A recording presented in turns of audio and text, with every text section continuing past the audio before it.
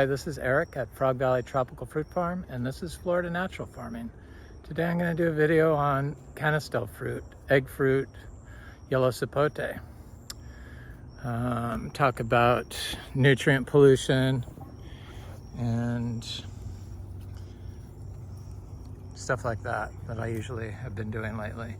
I enjoy doing that. There's my little boy Roamy. So I'm thankful that I was once biodynamics certified, because they trained me or taught me that I have to calculate the amount of total nitrogen that I apply for a year in my raw zebu, from my raw inputs like compost and zebu manure. And with all my little cows and my donkeys, it equated to 29 pounds of nitrogen per acre per year, which is kind of amazing. But I was just looking at YouTube, popular YouTube people in Florida, and I saw that somebody applied 240,000 pounds of chicken manure, 120 tons.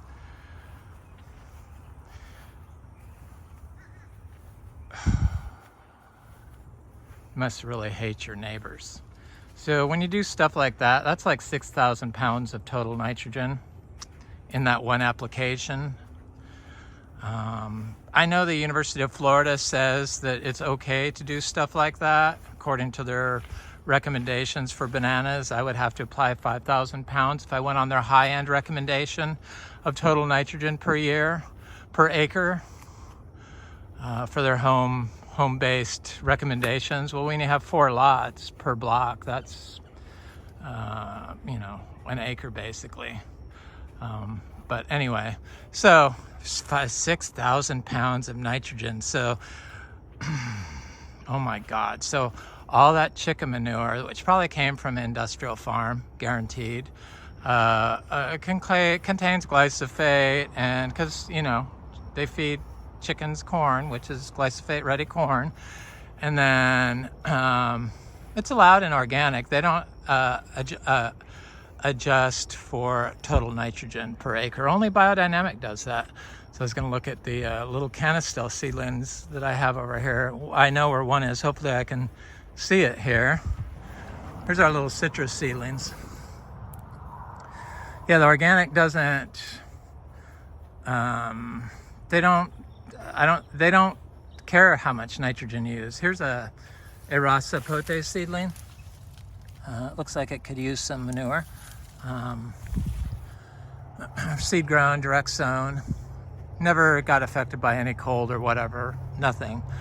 And so when you apply that kind of input, that 6,000 pounds of chicken manure, you're polluting your groundwater and your neighbor's groundwater. And I know that they drive all over their property, because I had watched a couple of their videos, and that's what they do. They drive all over it, and then they put wood chips down. Now they're adding chicken manure. Well, all that's going to run off. And it contains large amounts of arsenic and copper. And people copy that. It's just really disturbing to me to think that we're in a public health crisis, public health emergency in Florida. We have the most polluted waterways in the entire nation. And since we are, it's hard to believe that this is the most polluted waterways in the entire nation. The lakes are the second most polluted of any state in the entire nation.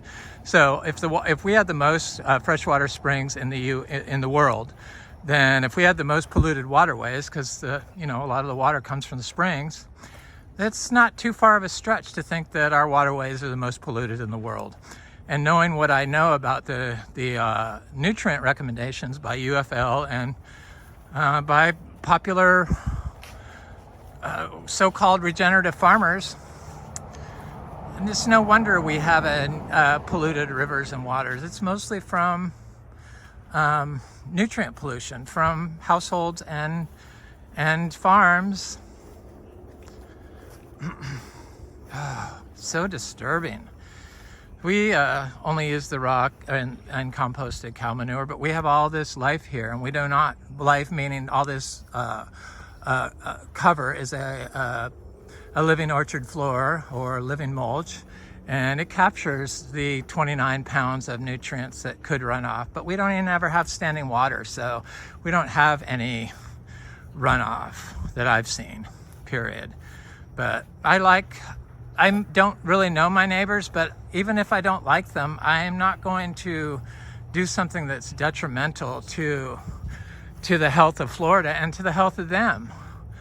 It's part of being a decent human, and ignorance is not an excuse for doing it. And just because it's legal to do the Right to Farm Act, Florida, doesn't mean you should do it. It's just very disgusting. So I've talked last video about all the I'm working my way up to the fruiting Canistel tree. I talked last time about the how copper and Glysophate cause cognitive decline in children and dementia in adults, Alzheimer's. They figure that's like a major contributor. Glysophate and copper and pesticides. Copper and glyphosate are both pesticides, and yet here in Florida we develop, at Syngenta I'm sure, develop new pesticides and they're even more toxic, that take years and years and years to figure out their effects. They just get rubber stamped and okayed by the EPA. It's a public health emergency, our polluted waterways. Because if it's in the waterways, it's in the air. And they say the people that are affected most by it are brown and black people and women. Yeah, because the brown and black people have been marginalized here in Florida for so long that they, are living in the lesser areas, mostly. And Miami-Dade had the third highest incident of Alzheimer in the nation, that county, and Florida was number 2 in a recent July 2021 or 2023 study, number 2 in the nation in Alzheimer's rates. And it's not because we have more senior citizens. It was adjusted for by numbers, so it's equal throughout. So number 2 in the nation. We'll be number 1 soon. But it also, I said that glyphosate and copper, which is the major pollutants in our waterways, Lake Okeechobee. So we have the number 1 rate of autism in the nation. These poor kids. I mean, what is wrong with us that we're so arrogant and pig-headed that we think it's okay to completely pollute an entire neighborhood with 6,000 pounds of nitrogen from chicken manure? Oh. Anyway, it's just really sad. I really want to move out of Florida. That's why I'm trying to sell this property. This property is probably safer than most because I concentrate on creating a healthy space that is not going to generate food that is going to make you sick, like mangoes that are sprayed with copper. Cognitive decline, people. It builds up. Yes, we need copper in our brains, but not from food sources. Not from sprayed sources. From natural sources in moderate amounts. You're tipping the scale on the nutrients. That's what happens when you overbalance one nutrient. It disrupts all the nutrients, the nutrient cycles. And definitely when you're driving all over your property and you're putting lots of wood chips down and you're putting that much chicken manure down, your nutrient cycles are disrupted for a long time. And I'm sure all the wells in the neighborhood are polluted now. So here's a Canistel tree called Delightful. We don't get affected by cold freeze. Sure, we had some mangoes freeze, but that was in compacted areas because this was a lawn for 55 years. Here's a fruit.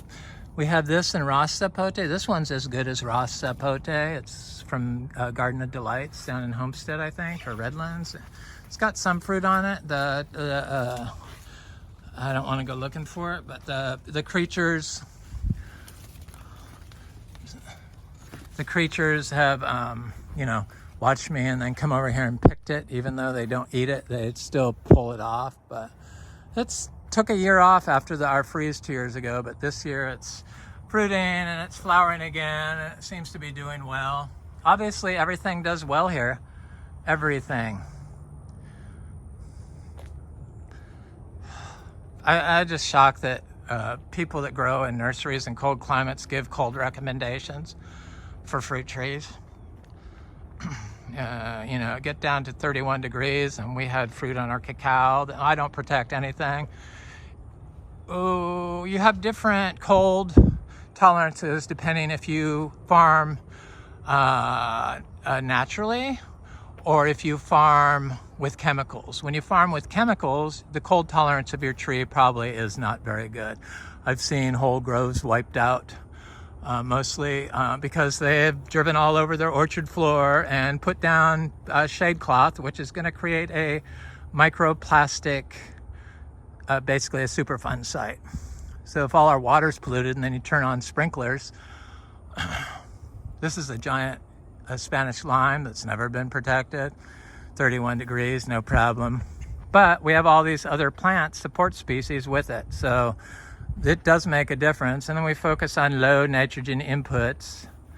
So we calculate how much nitrogen we use per acre per year, 29 pounds total. And it works.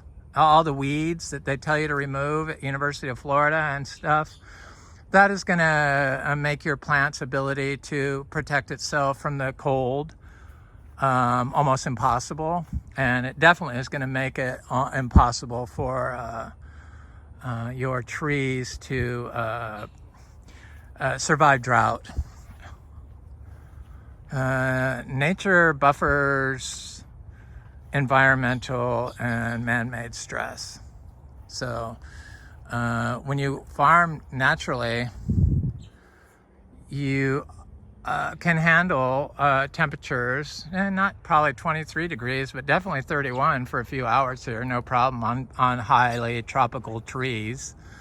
This is a Quemock tree. I'm working my way over to more, these are our mangoes. So we have mangoes that I'm going to be picking in October from a third crop.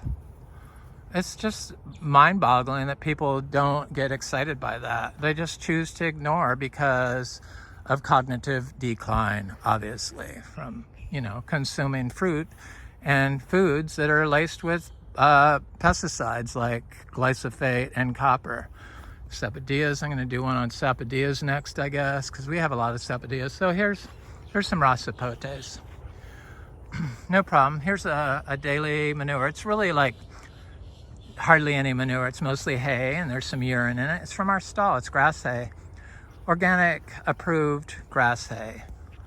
Coastal is what they call it at the feed stores. It's the cheapest hay. You could smell it if it was glysophate sprayed. It's not. It's too expensive to do that. So it would cost too much money to buy. Probably alfalfa they spray with glysophate, and it's GMO ready, or it's a GMO, so sure, it's higher in nitrogen. And you cannot really use conventional manures and call it organic. You can certify organic. You can use conventional manures and certify it organic and certify it biodynamic, but that is not organic. You have to use chicken manure is fine if you have a yard with a lot of plants, like my friend Dan's Food Forest. He has a perfect example of chickens being the right choice for the right space. Chickens and ducks in small amounts. But he grows annuals and trees amazingly in a small yard, and it's nothing, I'm sure, is run off from it. And it's applied in small amounts daily. That's the key, small amounts daily. Look at the jackfruit. We have so many jackfruit on this tree that it's It's never done this before. It's a grafted tree. It's really amazing. I was looking at Ross Sapote. So here's one. This should have had more plants around it, like heliconias and bananas, but you know, I have trouble getting everything planted out the way it should be since I do it all myself. I planted everything here except for, of course, the orchard floor, which showed up on its own. I'm trying to displace, here's a Ross Sapote that always produced fruit year after year after year, and it was twice as high, but it got froze back from the freeze right here, and then it hasn't flowered since then. But I imagine it's going to flower. It fruited, it always fruited. That's where those little seedlings came from. I have some bigger seedlings I should go check out if I have time. I'll do that. I should have time. I'm gonna look at a Ross Sapote over here that's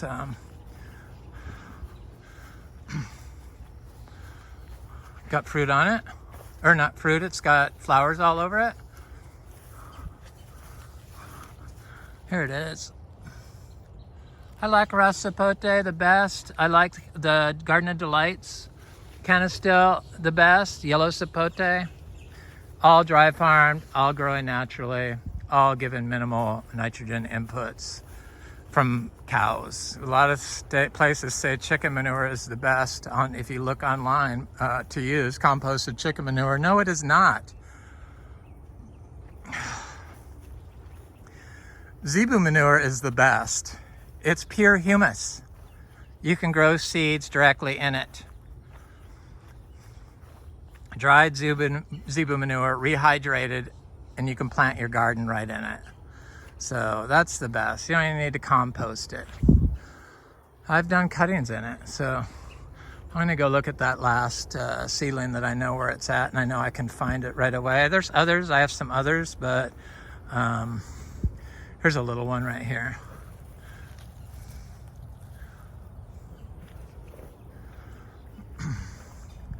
I was gonna go back and look at the cashew, but because I have a Ross Sapote back there. I have like we have like 10 to 15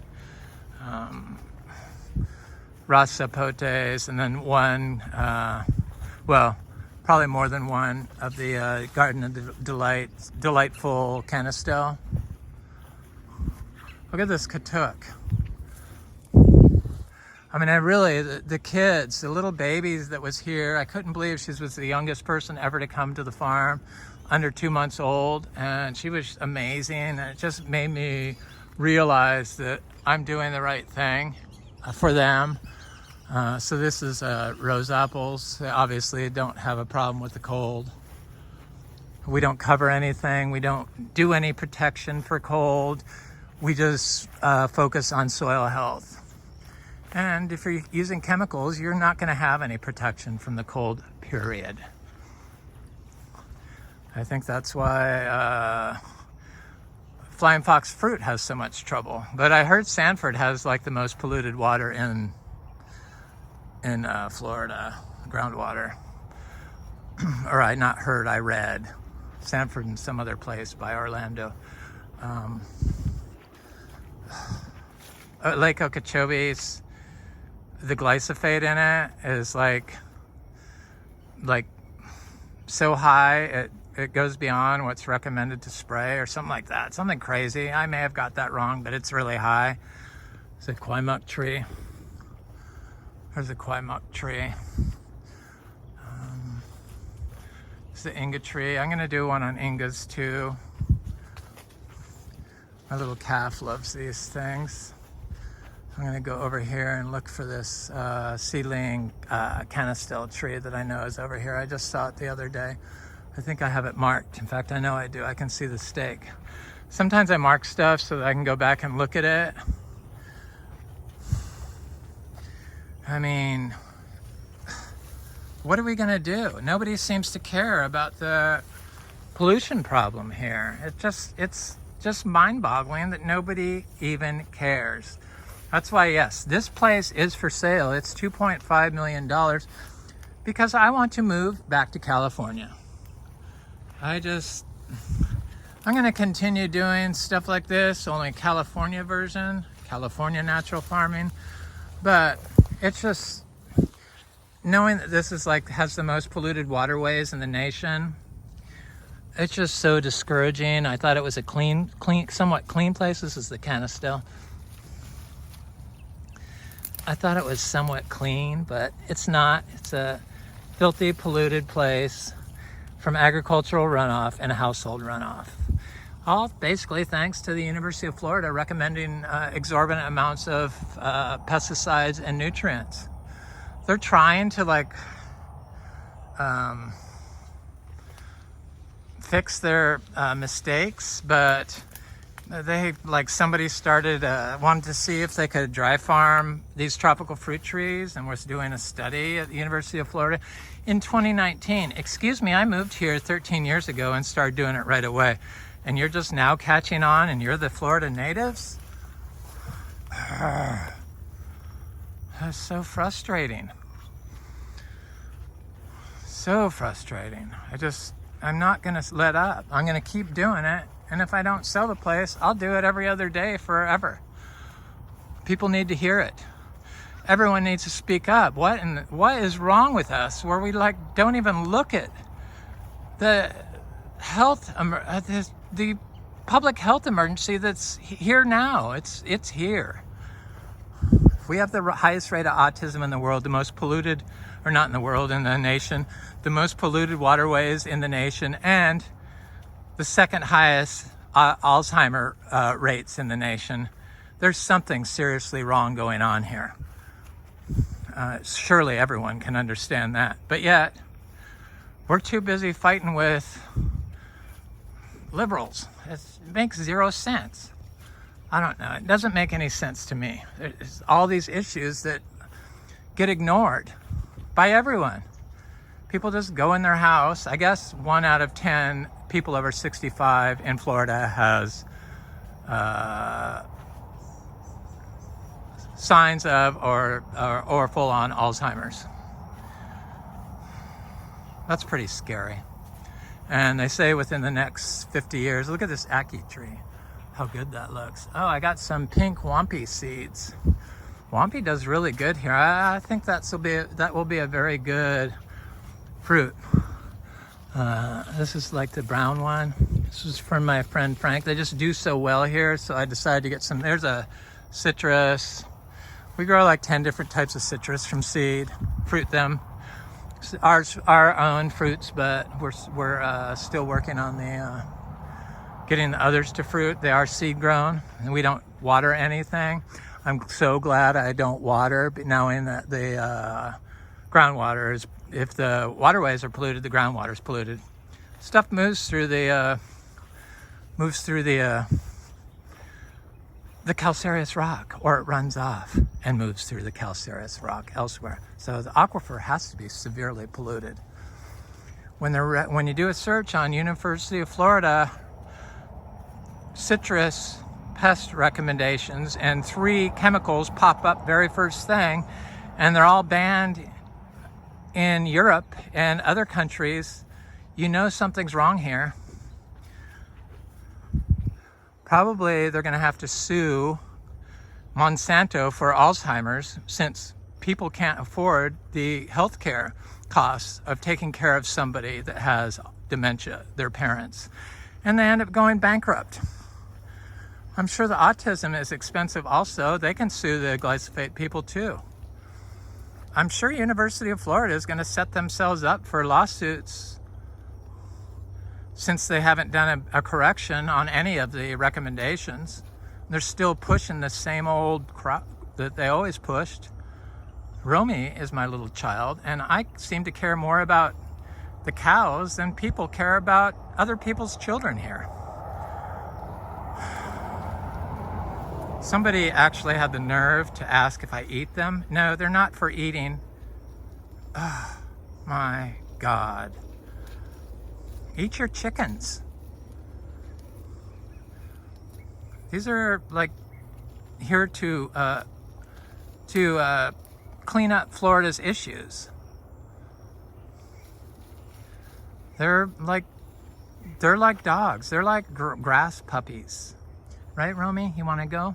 He's my little boy. He's so cute.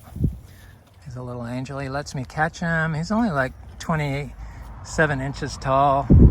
He's gonna probably mature at like 32 inches like his mom and dad. Roamy. Did I call you Pepsi? No, you're not Pepsi, you're Roamy. He's got specs, he's cute, he's so special. He's gonna have horns too. Anyway, this is Eric at Frog Valley Tropical Fruit Farm, and this is Florida Natural Farming. I hope if you care about Florida, you share, subscribe, and like, and speak up about the pollution problem in Florida before everyone you know has some sort of disease, though most of the people I know do. So take care of each other, love your neighbor, and stop polluting everything. Have an excellent day.